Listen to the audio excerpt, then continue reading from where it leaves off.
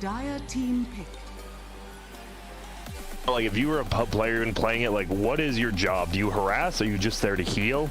You're there to trade. Trade, okay. Yeah, you're a monster of trading. Gotcha. You really need a Spirit Vessel to carry. It is at this point, but you want something so that you can match, like,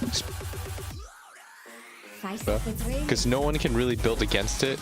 Like Manta styles and stuff don't come out fast enough to play against it, and there's no one's gonna get BKB fast enough too. So like you just roam and you get a free kill every single time. So I actually was going to suggest this hero because I played this lane yesterday. Okay. Mars Witch Doctor. It felt really nice because Mars is such a burst-oriented hero that you work well off the Maledict, and then Paralyzing Cast can kind of set you up if you need it. And then on top of that, Witch Doctor is just a good counter to Chen as well. So I really enjoyed that lane. It does now mean they didn't go for like a forward position because they have IO and GH is going to be playing that, so they had to get a Spirit Vessel out of their mid. Okay, I feel like that's a certain subset of heroes, right? It's like Invoker, Void Spirit, Ember. Ember. Who's is in the no, Ember is banned. I was about to say there's no way. Ember's banned, but Void Spirit's still out there as its Invoker. Yeah, I could see Nigma, if they think this is a mid DK or something, decide to go OD. I think OD has a lot of value here, actually, on the side of Nigma. Yeah, after seeing that especially. I think I would take OD. The only reason they wouldn't draft it is they've lost confidence in OD because they did try IO OD and they lost that game. So. Like OD or Slark or something like that. One of these heroes that just get free stacks and hits against these like tankier guys would be really nice. I mean, I always like OD against Abaddon because you just take him out of fights. And that was in the Hellraiser series they lost. It was a 67-minute game. They did lose to OD with a very similar draft, so we'll see. Whoa, the Meepo. Okay, so they determined two things. One, heroes is garbage on the side of Vikingg GG, and two, there's just like no AoE chain disable or anything like that. Yeah. So Meepo has a ton of value, and that means you're gonna have a hard time addressing it. What you could do is put your Dragonite safe and then pick like a Magnus or something, or some type of hero like that. Okay. It's funny, I don't think I've ever seen them run IO with a Meepo draft at the same time. I definitely can't recall it. Yeah, they might pick some sort of like early game carry like Gyro or Ursa to just run around the map and create space. Yeah. And then Meepo gets items, and you want to be pushing their base with that, maybe even the first Aegis. I did think they were going to pick OD. I did not see Meepo coming, but I guess it is looking like a pretty good Meepo game right now. So then what do you want on Vikingg GG? Obviously, Nigma, they want that kind of faster pace carry to pair with the IO. On Vikingg GG, you do have the overall last pick. We don't see Nigma's last, but you already know there's a Meepo. Is there a hero that stands out for you in either the carry or the middle role? Like DK can go either, but or is this just actually a very good 8th pick Meepo? Nothing directly stands out, which always makes me nervous if I'm against the Meepo. You just need some raw damage output, right? Something like if the DK blinks in, stuns the Meepo, you want someone to be able to burst him down kind of thing? Because you're right, you don't have much damage. After, you did talk about how, like, with Rubik Chen, you have decent damage because of the Rubik. Now you have a DK Abba. Not the most damage there. No, they're really tanky, but they have no damage right now. With the 3 of their heroes, don't really do too much damage. Like, Rubik's a pretty good DPSer here. Like, if he steals Spear, or, like, Witch Doctor Cask, it'll be useful. But aside from that, like, the actual damage that they put out, it's not that high. It's not even that good of a Rubik game because you can toggle Bulwark really quickly after you throw the Spear. Yes. Yeah. We saw it yesterday. Happened quite a few times. He could not steal a spell. I forget the player, but well, they know what they want. Darkseer, so mobility. Okay, so that's a core Mars. It's a carry Mars? Like a carry Mars or something? Whoa! I mean, that's a lot of damage, right? If you do build DPS, your W pretty damn good with items. And we've seen Mars be upgraded to a 2 position before, so this is just very similar. Yeah. And they take the Monkey King. All right. So they did know 3 melee cores And in the IO support feels very good versus 4 there. I mean, and especially being on top of Witch Doctor as well. This seems like a pretty good Monkey King game, but it is a better Meepo game. I don't know. They have a lot of team fight, but I think they picked the Darkseer to counter a Baden too, just because the wall destroys a Bad. It creates your illusion and it silences. It gives them like this really big team. They needed some sort of really big team fight to follow up off of the arena, right? Because Vikingg GG, they're just going to be running at you as a 5-man. So you needed something to be able to deter that, to give Meepo enough time to come online. I don't know. I think the core Mars is going to match up nicely against the Monkey King. I've always felt good about that matchup in the mid game. So if I don't have the lane against him, even better. Okay. Nigma a little bit more then? I wouldn't even say that confidently though. I could see Vikingg GG like just being able to steamrolling. Yeah, just kind of like steamrolling. I just think their damage output is really lackluster. It's all in this Monkey King. If Monkey King gets addressed by, you know, Witch Doctor, Cask, and Spear and stuff, then he's done. Out. Then Meepo just runs havoc all over this team fight. Yep, Blitz. How you feeling, Nigma or Vikingg? I'll go with Vikingg. I kind of feel like this Monkey King will have a pretty good game, and once he gets BKB, like he's gonna have to go like second item BKB though. Once he gets BKB, I think it's gonna be hard for Nigma to shut him down, and he'll create a lot of space for his team. I like the BKB call. I think they definitely lose if he doesn't go that. Okay. Well, this should be a pretty damn good one. Game 1, Vikingg.GG versus Team Nigma. Who will go on? Will Vikingg GG knock out Nigma by 2-0 them, or will they give themselves a shot on the dark side? You'll have to find out with Gods and BSJ.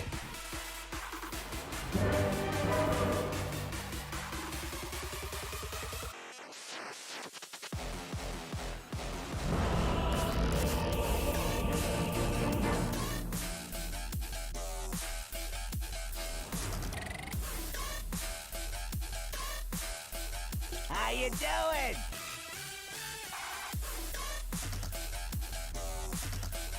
It's do or die time here at the ESL 1 Los Angeles Online League.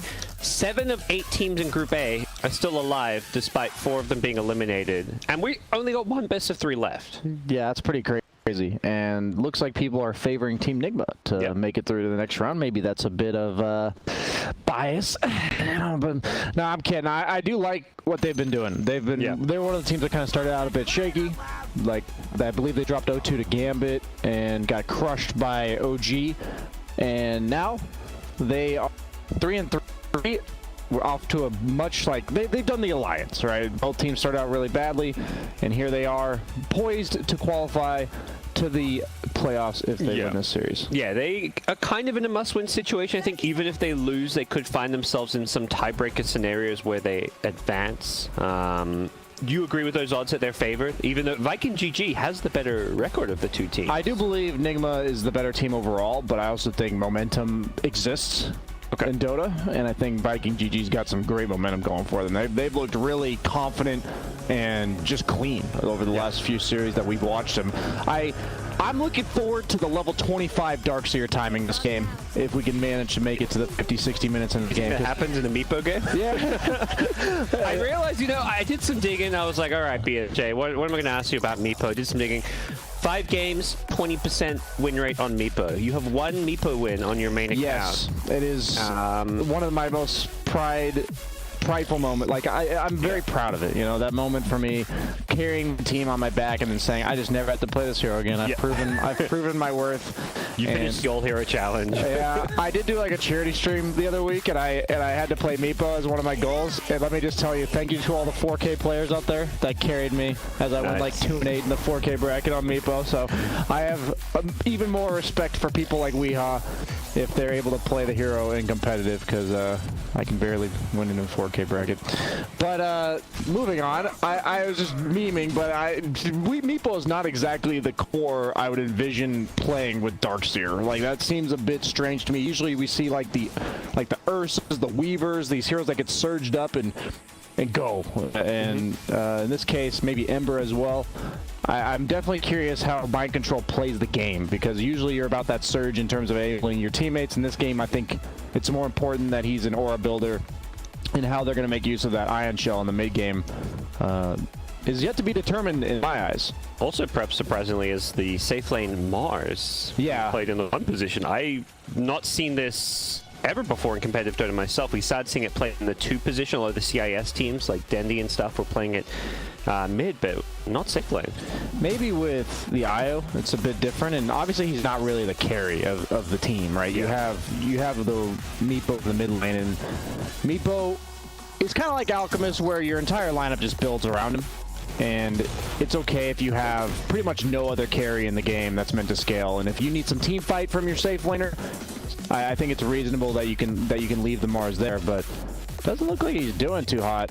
I guess top lane, it's odd. You see 12 and 10 in the bottom lane between the 2 cores, but then in the top lane they have 7 and 4. So looks like there's a lot of brawling in this one instead of CS. Whereas Nigma, Darkseer's just been cutting waves behind the tower, so there's no fighting going on except between heroes and creeps. So DK, that's my kind of fighting in the NA region, K-Kona. DK, not a hero that cares about this. He's got plenty of armor and sustain underneath the tower. Darkseer, Mind control. Oh, also happy. Oh, the ward, the meta game. They've probably studied some replays, Celery here. That's really pretty much the only way I can imagine him knowing there's a ward there. Mind control ninja his courier into the trees. This lane cutting meta game has really developed very quickly with the courier usage, especially. Harpy being quite annoying here. Yeah, you've got to find a way to get your items out. At the same time, if you're Vikingg GG, getting your items out past his Darkseer is annoying, and for Darkseer, he needs to get his courier across the entire freaking map. So definitely has shaken things up quite a bit. As we see Mind Control currently 20 less hits right now, top of the CS chats with a couple not far behind him, and he is doing a-okay as Celery's coming in to try and make sure he gets some of those denies and messes a bit with those last hits.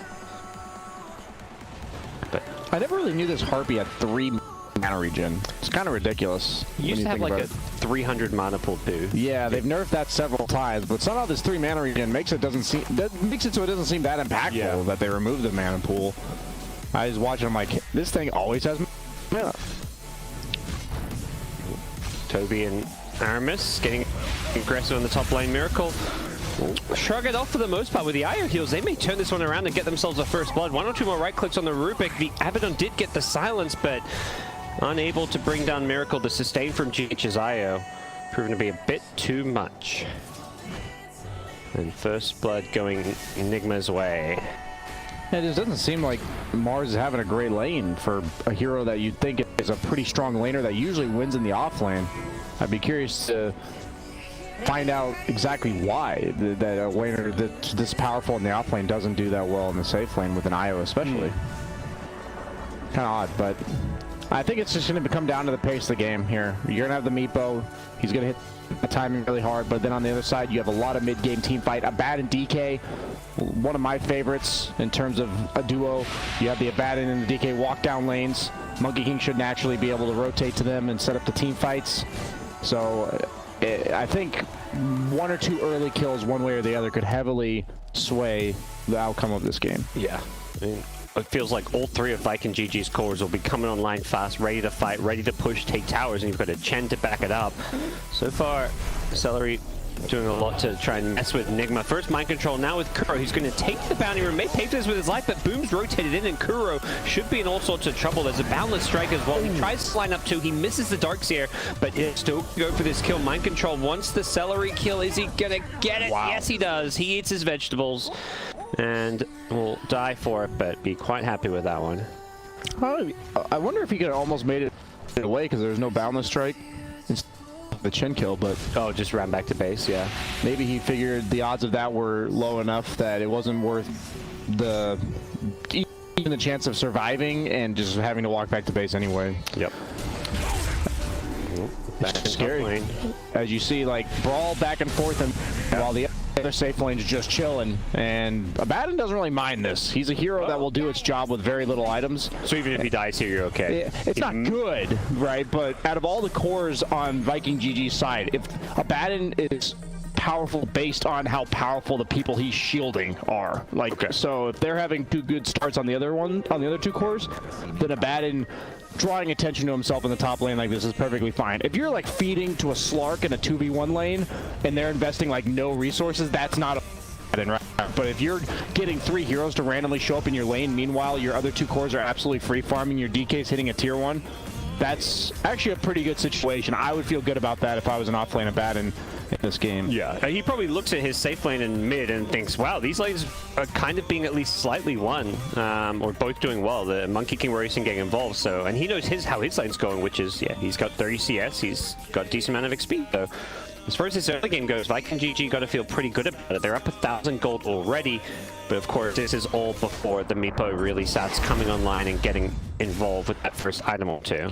He even went bottle on Abaddon, so he's all about just sustaining and being a nuisance in the top lane. Abaddon's the hero that you just need to keep continuously fighting off, as they do go on Rubik top with the spear, and he got shielded, but it's just not enough because they had to follow up Cask, and he does go down.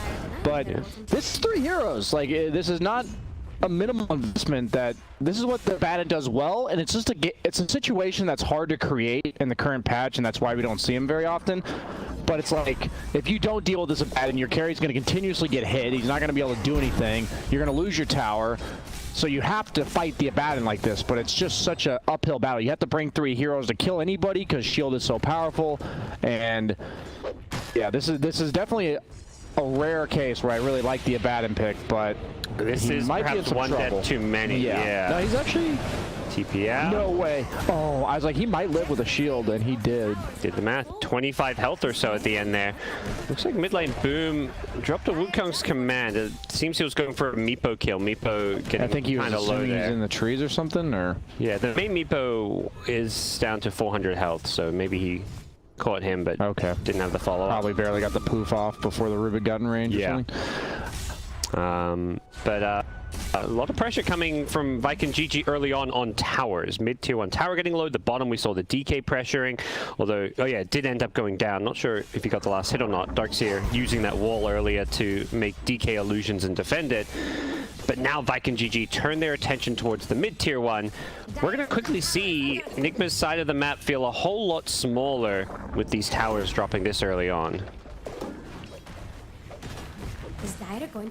This is exactly how you counter Meepo. I'm sure people deal with this way too much in their pubs, and that's why the heroes even more dominant in like low-level pubs, is because his only limitation on Meepo is death, right? Like, if he's allowed to take in the entire map of farm without being scared of dying, he's going to be the fastest farming hero in the game.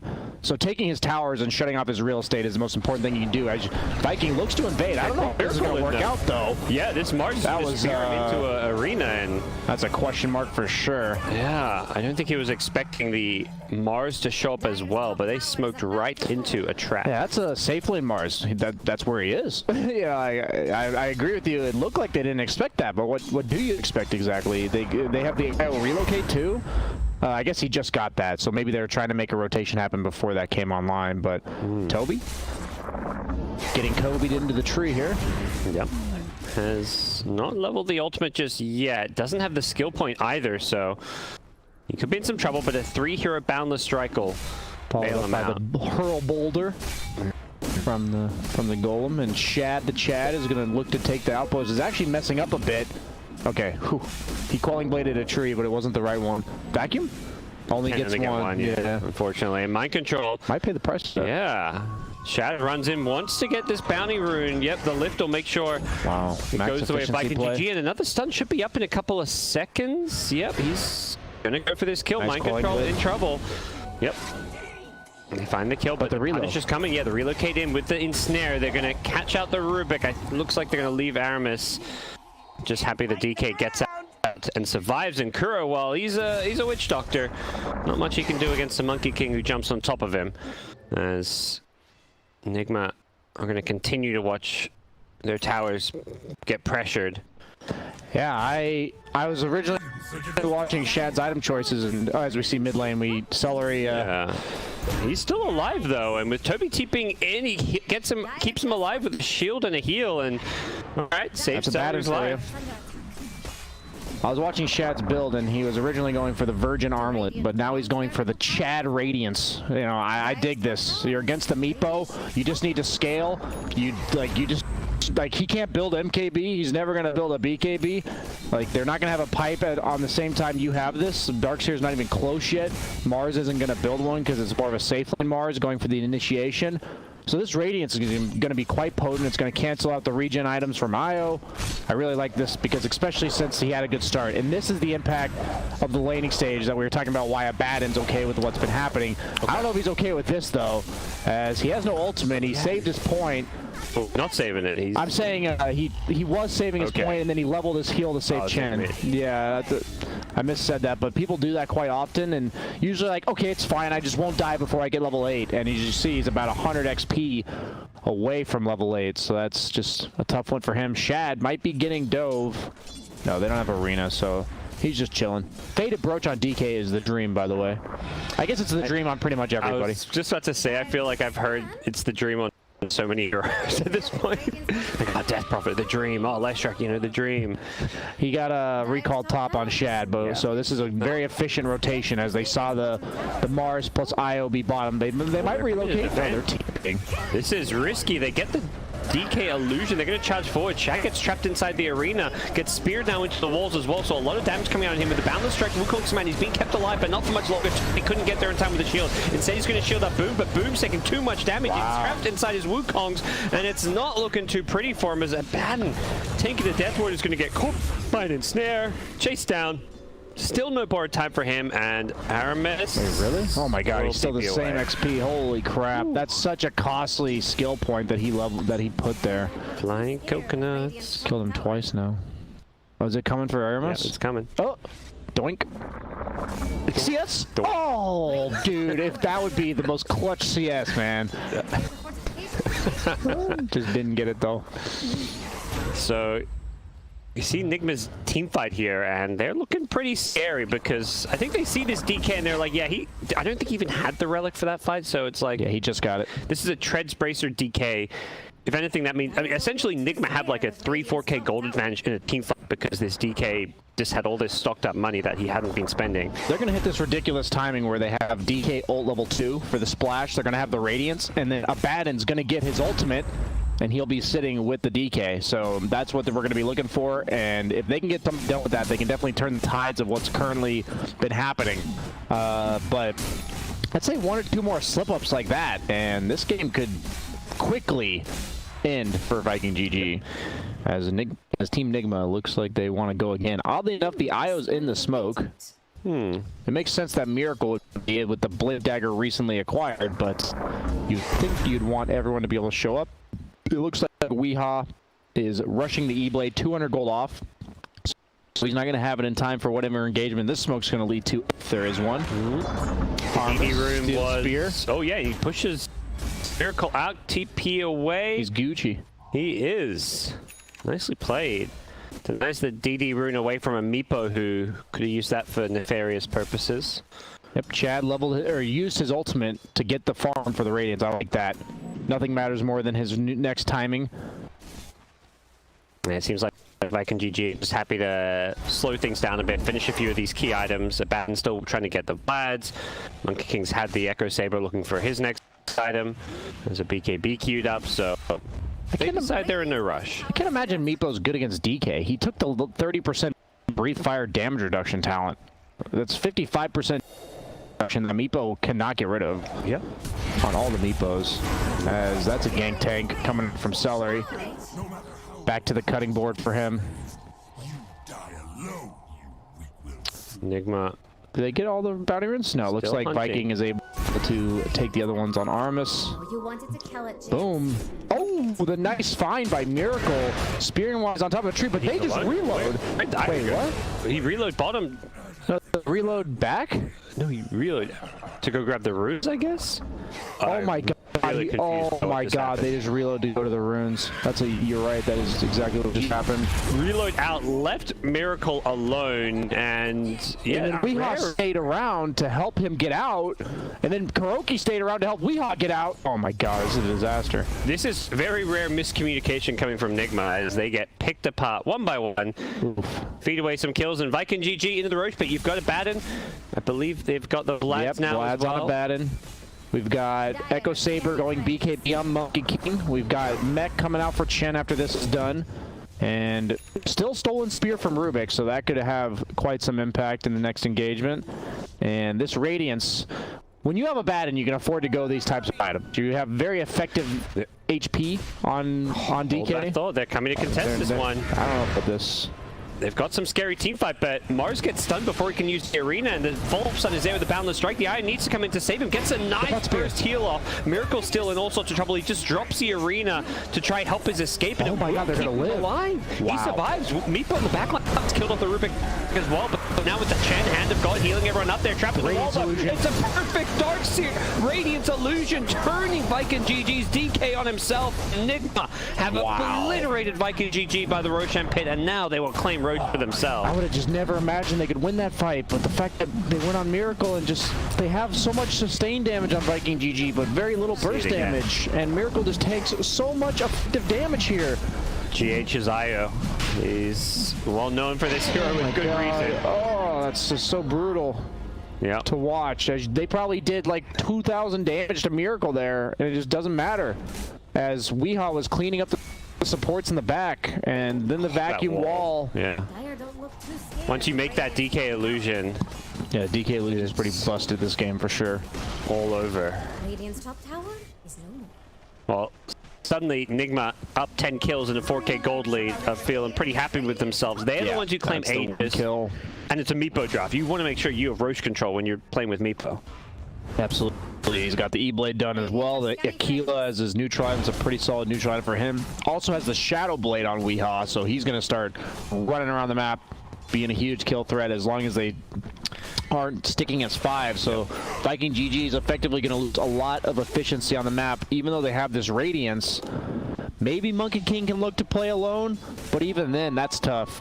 Just because the Shadow Blade into instant initiation, the Mars Blink, the vacuum to find you on trees, it's very hard to split up at all on the side of Vikingg GG. And when you have a Baden, you want to be able to group up and take objectives, but then you also want to be able to split up into groups with a Baden sitting behind one hero and then another hero farming somewhere else. And this recipe of items for Team Nigma is not going to allow that. Nigma looking to cinch their spot in the playoffs. A win here would see them advance alongside Vikingg GG. So Vikingg GG, what they're playing for is a place in the upper bracket. Should they win, they can finish top 2 in the groups. Should they lose, however, they will still be in the playoffs in the lower bracket. It's in the middle of them. Scouting on everything. Oh, he's going to get the chin in the back. Centaur. Quick pick off. Central stun not there. The Darkseer wall coming out as well with the Mars Arena trapping Vikingg GG. They cannot get out of this one, but maybe they're going to go on Miracle. Yeah, he's just going to turn, shrug off all that damage with the IO heals, keeping him alive. It's just Takuro Kill who's bought back for this fight as well. Shad now in full retreat. He's in all sorts of trouble with the mallet damage. He's been ensnared as well. A follow-up ensnare is going to miss. Shad still should be going down here. Turns for a breathe fire. He's going to get right-click down, though, as Toby in trouble as well. The relocate gonna give him a nice warm welcome as GH and Miracle should be able to finish off this kill.